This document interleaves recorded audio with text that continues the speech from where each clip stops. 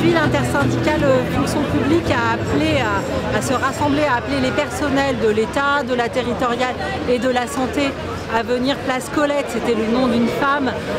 Voilà, on voulait ce symbole-là.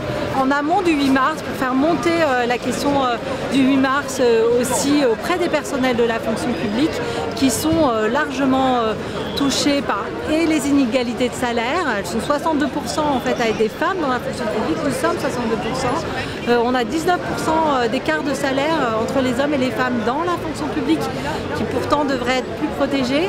Et aujourd'hui, bien sûr, ça se ressent sur les pensions où on est à 42% d'inégalité entre les femmes et les hommes. On se mobilise pour dénoncer ce que dit le gouvernement, que les femmes seraient les grandes gagnantes de la réforme des retraites. Déjà, le calcul de la retraite va provoquer chez les fonctionnaires vraiment une baisse encore plus importante pour les femmes parce qu'on va se retrouver dans une situation où tous les interruptions liées à la maternité, toute la précarité, tous les bas salaires et les métiers dévalorisés vont se faire ressentir plus. Tous les temps partiels vont aussi avoir un impact. Grosso modo, temps partiel, interruption et précarité, on va le payer cash. Donc déjà, rien que dans le calcul, cette réforme est sexiste.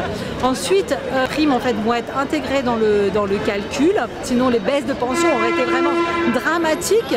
Donc le gouvernement a cru qu'en faisant ça, il rassurait, mais il ne nous rassure pas parce qu'un tiers, en fait les femmes ont un tiers de primes de moins globalement que les hommes et qu'elles sont aussi concentrées dans des métiers où les primes sont très peu importantes, voire inexistantes, dans la territoriale, à l'enseignement, à son enseignement supérieur et la recherche et bien d'autres, et aussi dans la santé.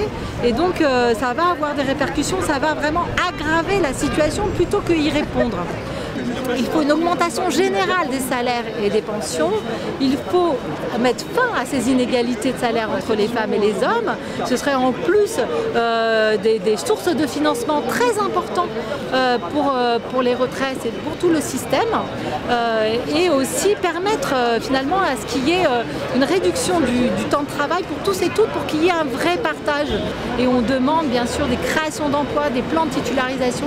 Parce qu'il faut rappeler qu'il y a quand même 67% des non-titulaires qui sont des femmes.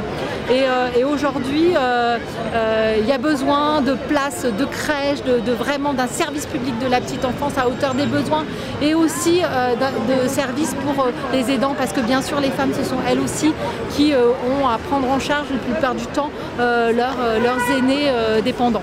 La réforme, non.